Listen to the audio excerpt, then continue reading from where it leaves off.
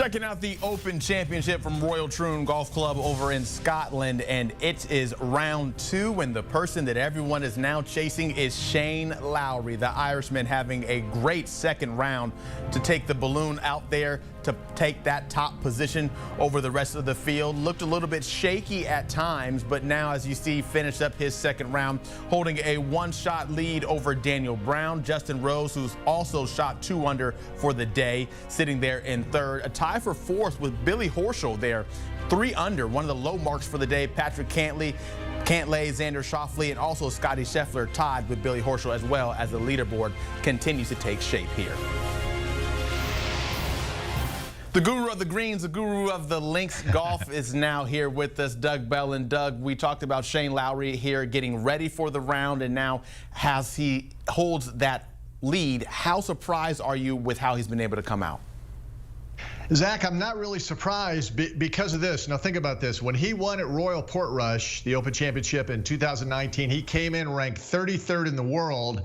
He came in this week ranked 33rd in the world, and in the opening round went 33-33. Oh my goodness. I don't know if you believe in those sort of things, but this could be the Irishman's week.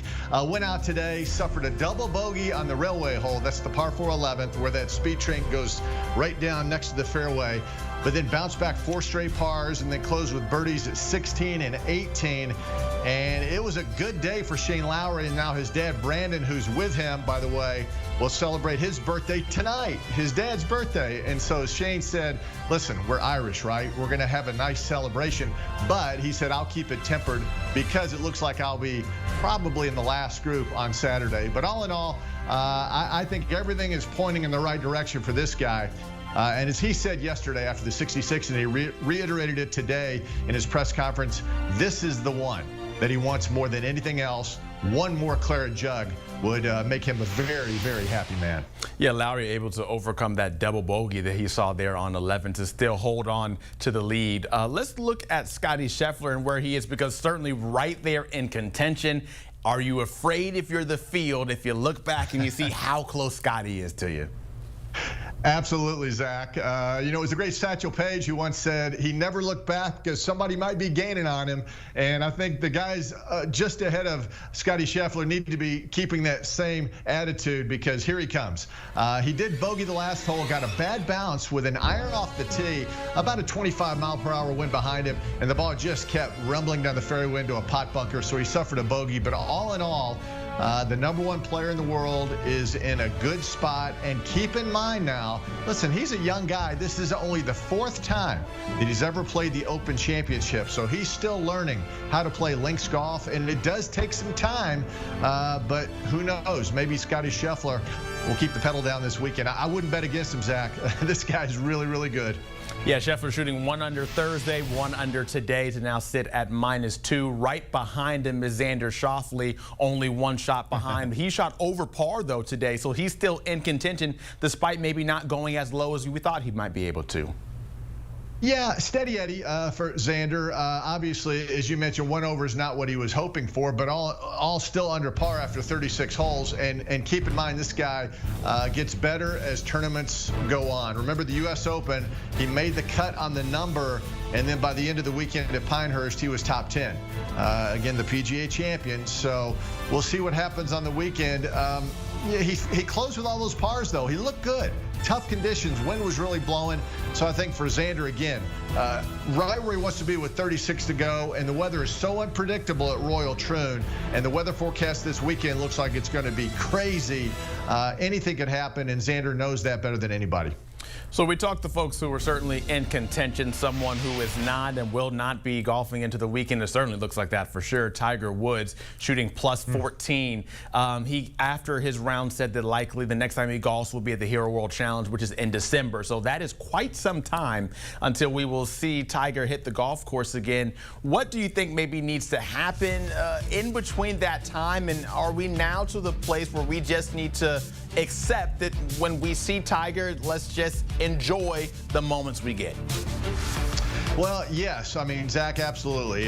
We only see him 4 times a year, and he's the greatest, right? And it's just, it's fun to see him. He got another standing ovation every hole he played today at Troon. But he's not happy with this game. Ultra competitive man who wants to play better. And now, and you mentioned it, he's going to put the clubs away for 2 months or so and reassess. And he wants to go back. I mean, he's trying to get his body better. And he looked good in that regard. He lost 10 pounds coming in. The limp was not as pronounced at Royal Troon. Looked like he was moving better. But the game obviously is not even remotely close to being competitive on a major championship level. And that's the only time he plays. He plays against the best fields on the toughest setups in the world, and you cannot be a part-time player and be competitive. So I think, Zach, he's going to go home now and reassess where he is in his career. There's a lot of people, look, you and I, we want to see him continue to play, right? PGA Tour Champions is dying for him in a year and a half to come out there and resuscitate that tour. But I think he has to go home with his family and sit down and decide, do I want to keep doing this? Do I want to keep grinding and not getting results? And we'll see. The next 2 months, I think Zach will know a lot at the Hero World Challenge when he holds a press conference there. I think maybe call me delusional or just hopeful, but I'm just hanging on by a thread that we can see Tiger have one more resurgence and give us all those great golf moments that we've seen in the past. It's also been in the past since we've seen really great moments from Justin Thomas. We thought, okay, maybe after his first round yesterday, all right, he's maybe clicking and finding it all together. But look at this scorecard as he's still out there. The second round. I mean, these are a lot of squares out there, Doug. I don't even know where to go from here, but just what's going on? Well, again, 7 birdies in the opening round, and that nullified a double and 2 bogeys and 3 under par. I mean, he was in great shape, and that really was at the top of the leaderboard for most of the day. And then today opens up with that inexplicable 45. On the opening 9. For a player of his caliber, even though he's been struggling the last 2+ years, to go out and shoot 45, it's a head scratcher, Zach. I mean, I think if you ask him what's going on, he wouldn't have an answer right now. Thank goodness you rolled into birdie at 10. I mean, that's got to make him feel better. And he wants to make the cut. I mean, after a 3 under opening round, and it looks like the cut is now moved to +5, and that's where he is right now. He wants to play hard these final few holes and play into the weekend. If he misses the cut after the opening 3 under with 7 birdies, I think Justin Thomas will be a major question mark as we head into some really big events here on the PGA Tour, the playoffs, etc. So I think these next few holes are important for Justin Thomas to kind of keep it together mentally for the rest of 2024.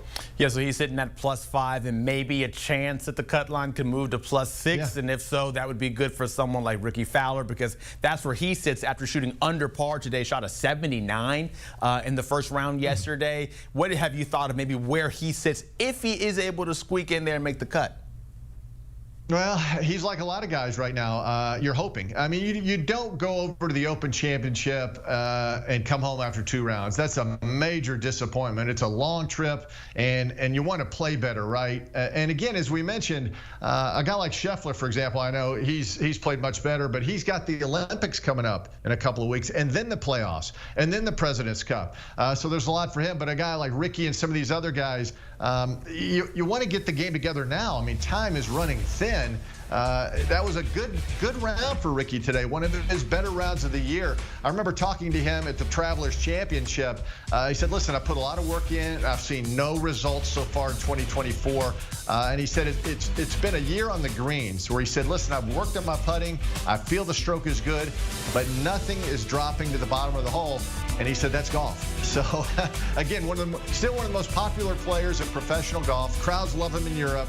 And hopefully he's done enough to play on the weekend. I don't know. But hopefully he'll get it together like Justin Thomas and some of these other guys, Zach. You got to put the hammer down because weeks are running out for these guys on the PGA Tour.